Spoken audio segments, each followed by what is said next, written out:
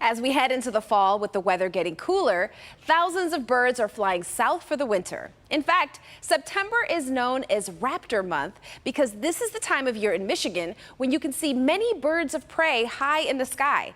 And a great spot to watch them is at Lake Erie Metro Park in Brownstown. And part of the Huron-Clinton Metro Park system, our Michelle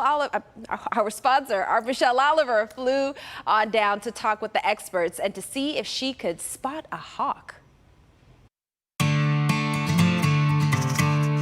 Fall, with its slightly cooler temperatures, is a great time to enjoy the outdoors. And I think the wildlife around here agrees with me. We're out here at Lake Erie Metro Park, which is a hidden gem in the metro parks. You can hike and bike on our hike-bike trails. You can also explore our nature trails, which traverse through some really interesting habitats that you don't see everywhere, including Great Lake coastal marshes, which make Lake Erie Metro Park a really interesting place for wildlife and bird watching as well. Bird watching is the reason I stopped by today, so I met up with Kevin Arnold, the Southern District Interpretive Supervisor, to find out why this place is so good for spotting some of the largest birds in the sky, hawks. So a lot of it has to do with geography because of the way that we're situated. We're just a short distance from Canada, and these birds that are coming down from the north are following the shoreline, and then they island hop really for about 4 miles to get across to this area.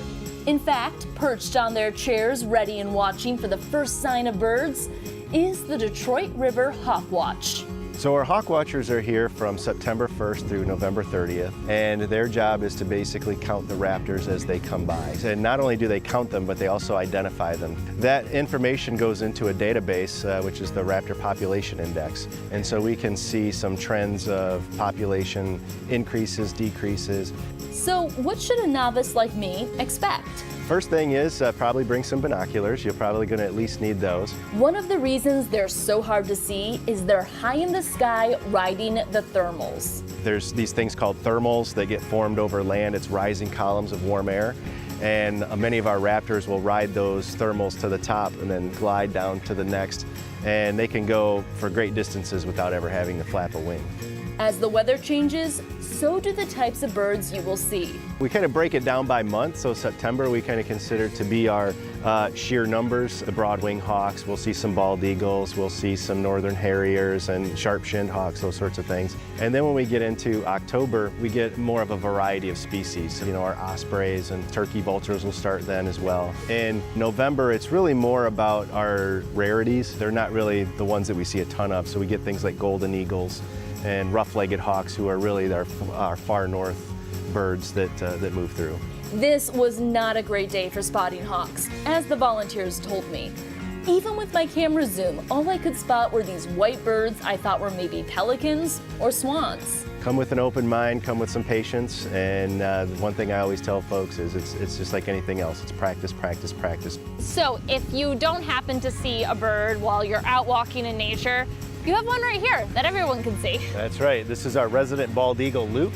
We've had Luke for close to 15 years now. He is a non-releasable bald eagle. He's a main attraction here at the museum. And while visiting Luke at the museum, I did happen to spot a hawk.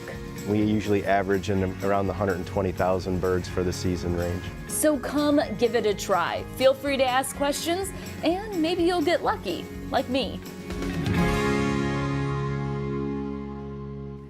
Well, you are welcome to come up and join the volunteer hawk watchers. They spend their time at the boat launch in Lake Erie Metro Park. Feel free to ask them questions, and they are generally happy to help. Just don't distract them for too long, as they have an important job to do, counting. And speaking of, we'd like to give a special thanks to Mark Hainan with the Detroit River Hawk Watch, who let us use some of his videos and photos for this piece. There are about 250 other Hawk Watch sites in the U.S., and they all enter their info into the Raptor Population Index. That's pretty cool. To explore the different types of activities at the Metro Parks and to find the park nearest to you, go to metroparks.com. Again, that's metroparks.com.